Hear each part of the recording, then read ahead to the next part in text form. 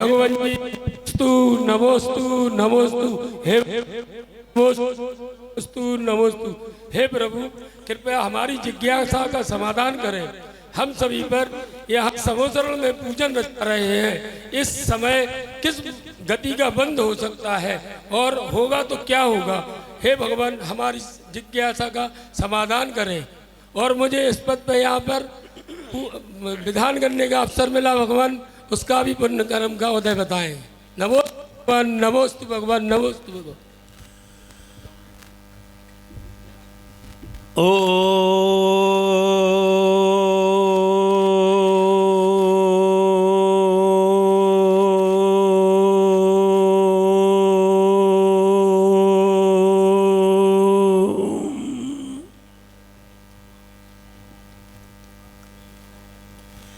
हे भव्य श्रावक, आपने पूछा है कि हम भगवान की आराधना कर रहे हैं, ऐसे समय में हमें गति बंद हो जाए तो कौन सी गति का बंद होगा? आयु बंद हो तो कौन सी आयु का बंद होगा? गति बंद निरंतर चलता रहता है, ये नहीं रुकता।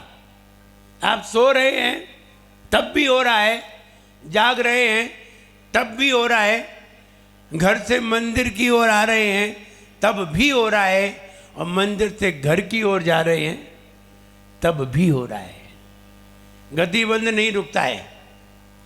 आयु बंद कभी कभी होता है। अगर आपको इस समय जब आप भगवान का अभिषेक कर रहे हो, पूजन कर रहे हो, और उस समय गति बंद हो तो निश्चित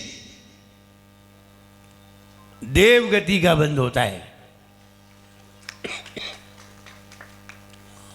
और अगर उसी समय आयु का बंद हो तो देव आयु का ही बंद होता है और कोई आयु का बंद नहीं होता। इसलिए पूजन करने वाले जो व्रती होते हैं, संयमी होते हैं, उनको तो देवगति का ही बंद होता है। लेकिन जब आप भगवान की पूजन कर रहे हो तब आपको सिर्फ देव आयु का ही बंद होता है और किसी का नहीं होता। अगर आप आहार दे रहे हो तो भी देव आयु का बंद होता है।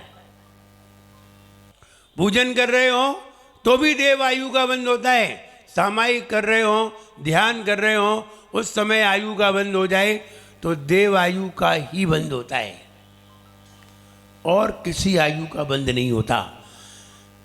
देव गति जाने का तरीका यही है कि हम भगवान की आराधना करते रहें, निरंतर भगवान का स्मरण करते रहें, तो हमें कभी भी तीन आयु का बंद नहीं होगा, सिर्फ देव आयु का ही बंद होगा। इसलिए भगवान की आराधना का फल यही है कि हम देव आयु को प्राप्त करें और वो वाला फल हमें प्राप्त हो जाता है। इसलिए भगवान की आराधना में निरंतर सबको अपना मन लगाना चाहिए।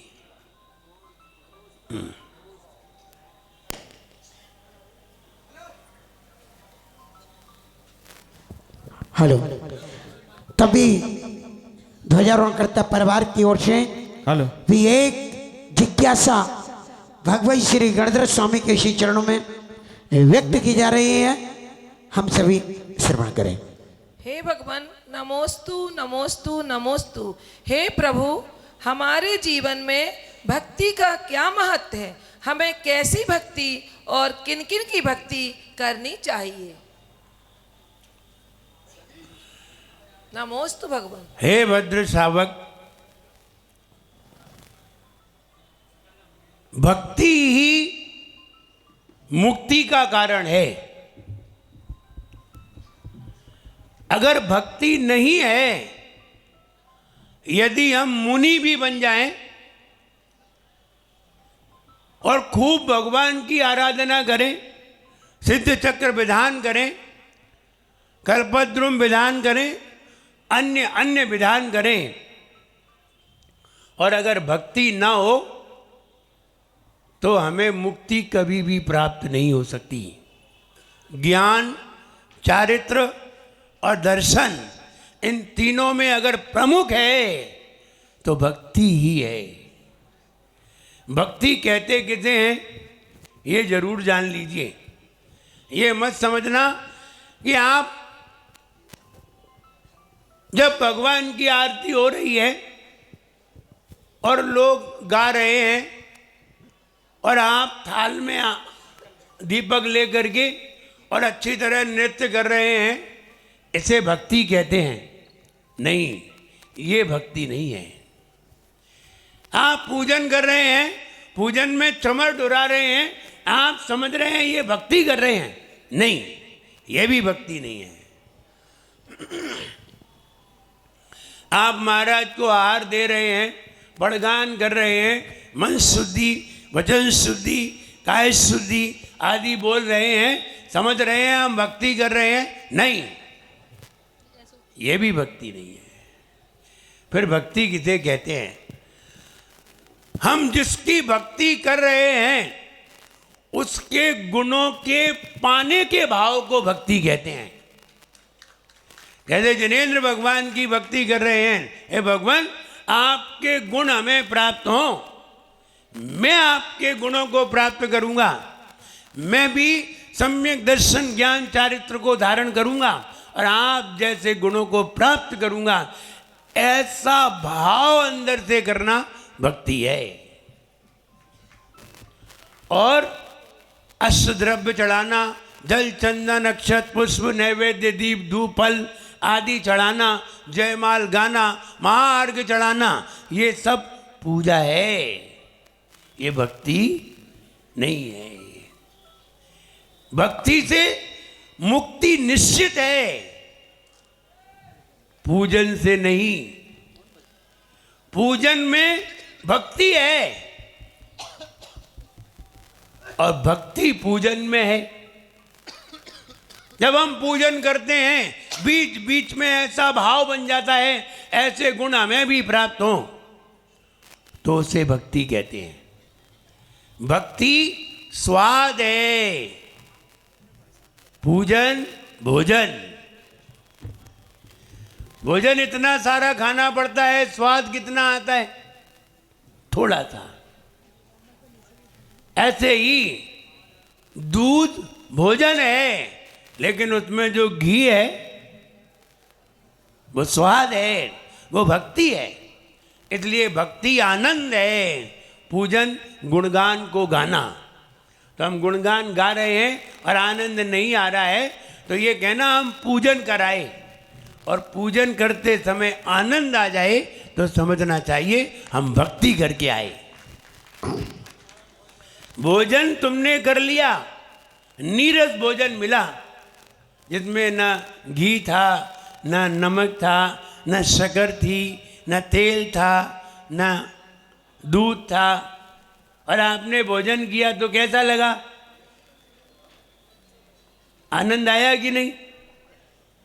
किया, लेकिन आनंद नहीं आया। अरे जरा सा नमक नहीं होता तो सारा आनंद खत्म हो जाता है। और तुम कह रहे सारी चीज नहीं थी तो भोजन किया, तो ये पूजन के समान है। लेकिन अगर भोजन में स्वादिष्ट वस्तु है और तुम्हें स्वाद आया तो समझना चाहिए भोजन में आनंद आया। ऐसे ही पूजन में भक्ति माने आनंद है। अगर पूजन में आनंद आया तो भक्ति हुई, और केवल पूजन करके आ गए तो पूजन कराए, भोजन कराए, लेकिन आनंद नहीं आया। पूजन कराए लेकिन आनंद नहीं आया, भोजन कराए और स्वाद नहीं आया। ऐसे ही भक्ति और पूजन को समझिए। भक्ति मोक्ष का कारण है, पूजन स्वर्ग का कारण। ये दोनों में अंतर है। तभी गणधर स्वामी के श्रीमुख से इन जिज्ञासाओं का श्रवण करने के उपरांत आरिकाओं के कोठे में विराजमान आरिका श्री विमल श्री माता जी की भी कुछ जिज्ञासा हुई, और वह गणधर स्वामी के श्री चरणों में अपने भाव व्यक्त करती हैं। आरिका श्री विमल श्री माता जी। नमोस्तु भगवान, नमोस्तु भगवान, नमोस्तु भगवान। हे भगवान, संसार में अनेकों प्राणी हैं और सभी प्राणी अपनी अपनी किस्मत को लेकर के आते हैं। भगवान, कुछ लोग यह कहते हुए सुने जाते हैं कि मेरी किस्मत खराब है, और कुछ लोग यह कहते हुए सुने जाते हैं कि मेरी किस्मत अच्छी है। प्रभु, आप ही बतलाइए कि किस्मत को कब खराब और कब अच्छा समझा जाता है। नमोस्तु भगवान, नमोस्तु भगवान, नमोस्तु भगवान। किस्मत भी तब रोती है जब मेहनत नहीं होती है। किस्मत भी तब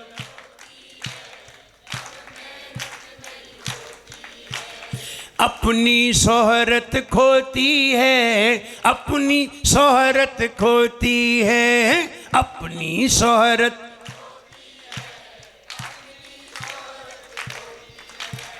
किस्मत पर पुरुषार्थ हो, नजरों में परमार्थ हो। किस्मत पर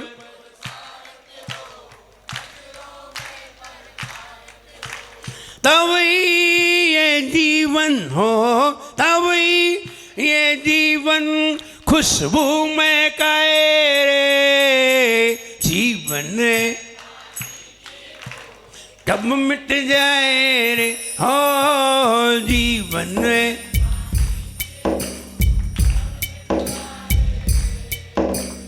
किस्मत भी तब रोती है और जब मेहनत नहीं होती है। किस्मत भी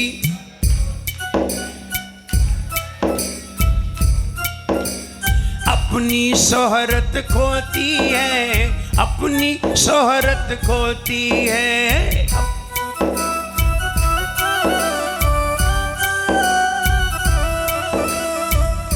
जब हमारे जीवन में पुण्य की सत्ता ज्यादा होती है, दान का पुण्य ज्यादा होता है, तब हम कोई भी कार्य करते हैं। मिट्टी में भी हाथ डालोगे तो सोना निकलेगा। अगर दान के पुण्य की किस्मत तुम्हारे पास है, दान के पुण्य की किस्मत तुम्हारे साथ है, मिट्टी में हाथ डालोगे सोना निकलेगा। और दान के पुण्य की किस्मत तुम्हारे साथ नहीं है, सोने में हाथ डालोगे मिट्टी हो जाएगी। दान का पुण्य साथ में होना चाहिए, दूसरा पुण्य नहीं। संयम का पुण्य संयम का पुण्य धन नहीं दिलाता, संयम का पुण्य त्याग कराता है। अगर संयम का पुण्य है तुम्हारे पास, तुमने पहले कहीं नियम धारण किए, तुमने रात्रि में भोजन आदि का त्याग किया और भी संयम धारण किया, उसका पुण्य अगर सत्ता में आ जाए, उदय में आ जाए, तो तुम्हारे अंदर त्याग के परिणाम बनेंगे। आज हम नमक का त्याग करते हैं, आज हम घी का त्याग करते हैं, आज हम धन का त्याग करते हैं, आज हम घर का त्याग करते हैं, आदि आदि। संयम के भाव का उदय आए तो त्याग के परिणाम बनेंगे। दान का उदय आ जाए, तुमने दान किया था और दान के पुण्य का उदय आ जाए तो तुम्हारे पास धन आएगा, कहीं से भी धन आएगा, आ जाएगा, चाहे भले ही ऊपर से गिर पड़े। तुम जा रहे हो, पड़ा मिल जाएगा। अगर दान का उदय है तो व्यापार करोगे, लाभ होगा। मिट्टी में हाथ डालोगे, सोना निकलेगा। जमीन खोदोगे, खजाना निकलेगा। दान का पुण्य का उदय है, उसी को होगा और किसी को नहीं। बाजू वाला मकान खोदेगा तो कुछ नहीं निकलेगा, और इधर वाला खोदेगा, दान का पुण्य होगा तो धन निकल आएगा। ये दान का फल है। और अगर संयम का फल है तो निर्मल परिणाम बनेंगे। पूजन का फल है तो तुम्हें सम्मान मिलेगा। तुमने भगवान का सम्मान किया था, पूजन की थी, भगवान का गुणगान किया था, तुम्हें यश कीर्ति मिलेगी, सम्मान मिलेगा, लेकिन धन नहीं मिलेगा, क्योंकि दान तो किया ही नहीं है। पूजन गाई थी। इसलिए जैसा परिणाम हम करते हैं उसका रिजल्ट सबका अलग अलग है। और अच्छे अच्छे सारे परिणाम किए हैं वो व्यक्ति संपन्न होता है। जैसे चक्रवर्ती खूब दान करके आता है, खूब त्याग करके आता है, खूब भगवान की आराधना करके आता है, खूब विधान करके आता है, और ये भावना पाता है वो देवगति में भी जाता है तो नंदीश्वर पंचमेरु की वंदना करता है देव बन करके। ऐसा व्यक्ति जब मनुष्य गति में आता है वो चक्रवर्ती बनता है। हर कोई नहीं बनता, और चक्रवर्ती तो 12 ही बनते हैं, 13 तो बनते ही नहीं।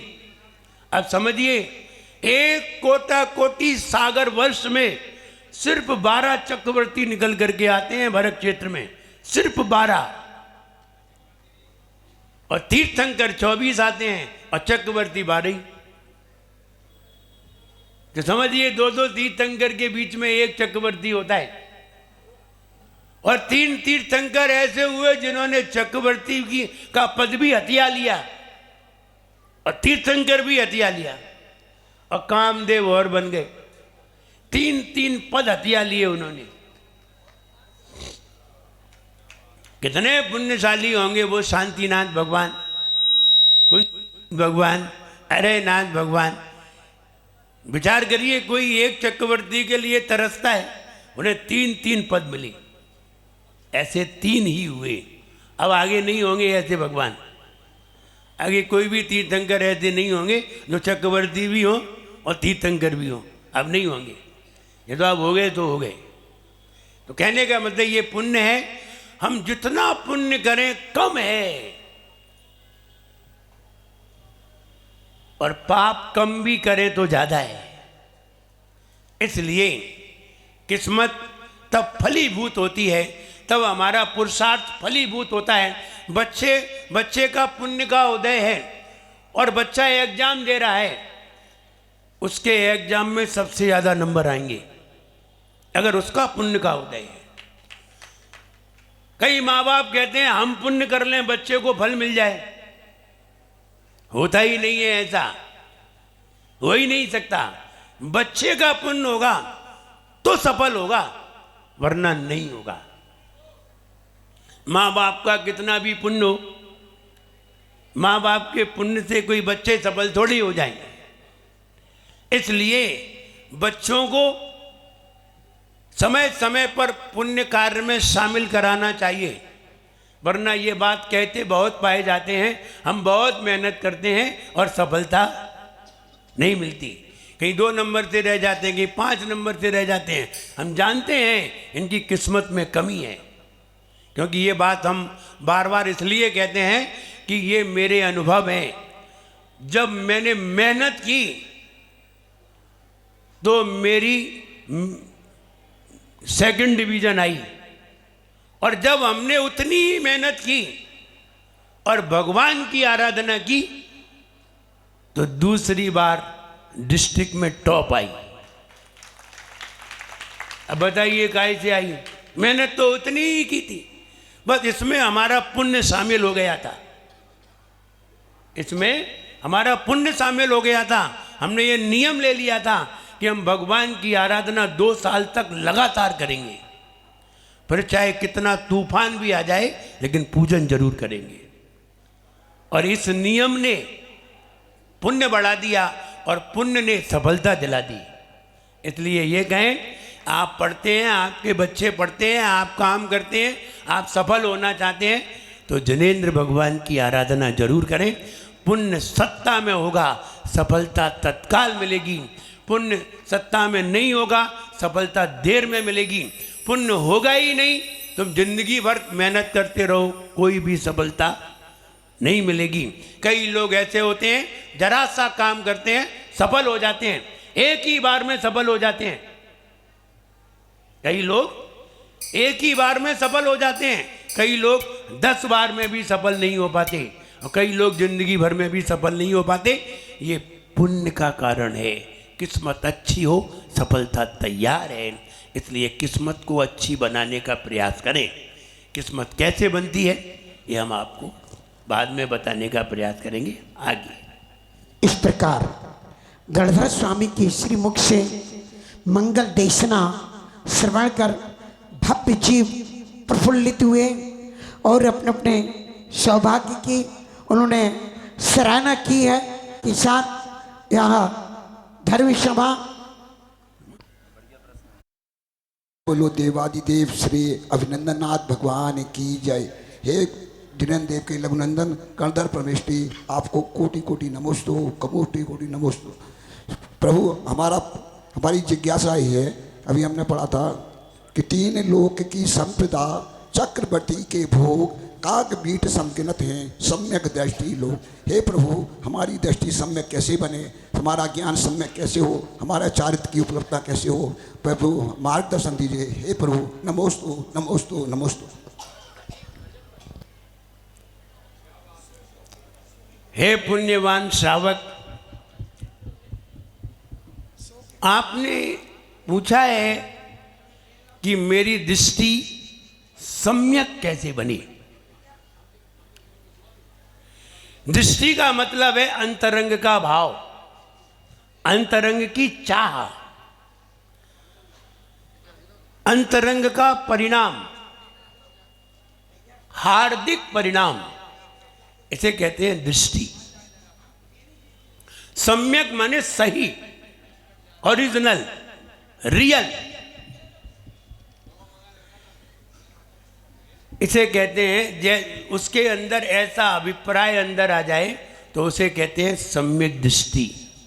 सही अभिप्राय, सही भाव, सही चाह, सही सोच, सही विचार, सम्यक दृष्टि।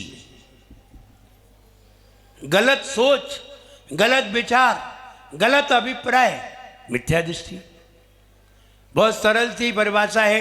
जिनेन्द्र भगवान के पास सम्यक दर्शन, सम्यक ज्ञान, सम्यक चारित्र, तीनों चीजें हैं।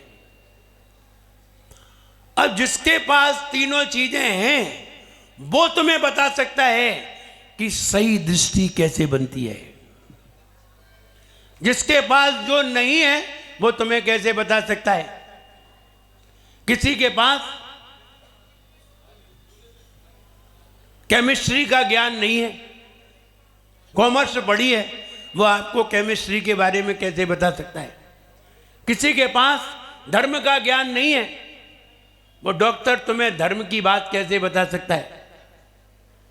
वैसे ही जिसके पास सम्यक दर्शन, ज्ञान, चारित्र है वो ही बता सकता है कि कौन सा ज्ञान सही है, कौन सी दृष्टि सही है, और वो ही बताएगा कि इस तरह से आप अपना विचार करोगे तो आपकी दृष्टि सम्यक दृष्टि बनेगी, और अगर इस तरह से नहीं करोगे तो नहीं बनेगी। ये जिनेन्द्र भगवान ने ही बताया और उन्होंने ही समझाया। हम अज्ञानता में जन्म लेते हैं, सभी का जन्म अज्ञानता में होता है, ज्ञान में किसी का जन्म नहीं होता। अज्ञानता में पलते हैं और अज्ञानी ही लोग हमारे परिजन बनते हैं। अब हमारे पास चारों तरफ अज्ञान है। पैदा हुए तो अज्ञान में, जो मिले वो भी अज्ञान में, जो परिवेश मिला वो भी अज्ञान। माता पिता पहले से ही कहने लगते हैं बेटा ये तेरा घर है, ये तेरे भाई है, ये तेरी बहन है, और इतना डीपली कहते हैं कि वो बड़ा हो जाने के बाद भी ये स्वीकार नहीं कर पाता ये तो एक संयोग है, ये मेरे नहीं है, ये सब संयोग है। वो बूढ़ा हो जाता है लेकिन तब तक समझ नहीं पाता, इतना डीपली मिथ्यात्व प्रवेश कर जाता है। इसको बदलने के लिए जिनेन्द्र भगवान की भक्ति सर्वप्रथम है। आप जिनेन्द्र भगवान की भक्ति करिए और भक्ति करते करते विचार करिए, फिर शास्त्रों का अवलोकन करिए, उसमें तत्व चिंतन करिए। और जैसे ही तत्व चिंतन करोगे आपकी दृष्टि में सम्यकपना आ जाएगा। मैं सुखी दुखी मैं रंग कराव, मेरे धन गृह गोधन प्रभाव, मेरे सुत तीय में सबल दीन, वे रूप सुभग मूरख प्रवीण। वे श्रेष्ठ मूर्ख है। कौन? जो कह रहे मेरे सुत तीय मैं सबल दीन, मैं सुखी मैं दुखी मैं रंक मैं राव, ये ऐसा जो विचार करते हैं वे सम्यक दृष्टि नहीं हो सकती। इसलिए सम्यक दृष्टि बनाने के लिए हमें शास्त्रों का अध्ययन जरूर करना चाहिए। जिनेंद्र भगवान ने क्या कहा है, क्या सोचने को कहा है, क्या विचारने को कहा है, कैसा सोचना चाहिए, कैसा भाव बनाना चाहिए, ये सब शास्त्रों में ही है। जब उसका हम अवलोकन करेंगे, मंथन करेंगे, चिंतन करेंगे और अपनी अंदर की समझ उत्पन्न करेंगे, तब जाकर के हमारी दृष्टि में बदलाव आएगा। और जिनकी दृष्टि में बदलाव आता है वे लोग घर द्वार छोड़ करके संयम के मार्ग पर निकल पड़ते हैं, क्योंकि वो जानते हैं ये सब संयोग हैं और थोड़े दिनों के हैं। वो जान लेता है ये सब संयोग हैं, ये मेरा अभिप्राय नहीं है, ये सब संयोग हैं, आज हैं कल नहीं हैं। इसलिए इन संयोग से, इन संयोग में हम अपने ज्ञान को क्यों नष्ट करें, हम क्यों इन संयोग में राग द्वेष उत्पन्न करें। संयोग को ही हटा दिया जाए तो सारे राग द्वेष हट जाते हैं और हट जाएंगे, ऐसा वो विचार करता है। और जब उसे ज्ञान उत्पन्न हो जाता है तो वो संयम के मार्ग पर निकल पड़ता है। और जब कोई छोटा सा युवा बच्चा संयम ग्रहण कर लेता है तो उनके दादा, उनके पिता, उनके परिजन ये कहते पाए जाते हैं इसको ज्ञान प्राप्त हो गया, अपने आप कहने लगते हैं। हम भले ही 60 साल के हो गए, भले ही 70-80 के हो गए, लेकिन हमें ज्ञान की प्राप्ति नहीं हुई। और ये 20 वर्ष का भी है तो इसे ज्ञान की प्राप्ति हो गई, इसलिए ये संयम के मार्ग पर आगे बढ़ गया। इसलिए जितने भी संयमी हैं सब ज्ञानी पुरुष हैं और सबको अंतरंग की दृष्टि सम्यक प्राप्त हुई है, इसलिए वो संयम के मार्ग पर लगे हैं। आपने बहुत अच्छा प्रश्न किया। आप सबकी दृष्टि सम्यक दृष्टि बने, ऐसा मेरा सबके लिए खूब आशीर्वाद है। सब लोग अच्छी दृष्टि बनाएं और भगवान की भक्ति में लगें, यहीं से हमारी दृष्टि में निर्मलता आएगी। जय बोलिए परम पूज्याचार्य गुरुवर श्री विराग सागर जी गुरुदेव की। बोलिए पुत्र आचार्य संघ की। और इस प्रकार धर्म सभा संप्रति विसर्जन की ओर होती है। मां चिन्मय की स्तुति करेंगे, फिर कुछ आवश्यक सूचनाएं। सौवर्णी मस्तक नमो सदा दे दो हे चिन्मय भारती तो ही जपते रहे जो तेरो शरणागहि सुपावे सुक्षेपन। सब मंत्रों में श्रेष्ठ है महामंत्र नवकार, इसीलिए सब मिल जपो मंत्र महा 9 बार नमो का मंत्र। चलिए, और इस तरह से प्रवचन श्रृंखला के पश्चात विनम्र प्रणाम प्रातः श्रवण्याचार्य श्री विनम्र सावनिंद्रो ससंग अनर्वत प्राप्ते अरे ज्ञानर्पांति शाह नमस्ते शब्द आचार्य विराग सागर शाह।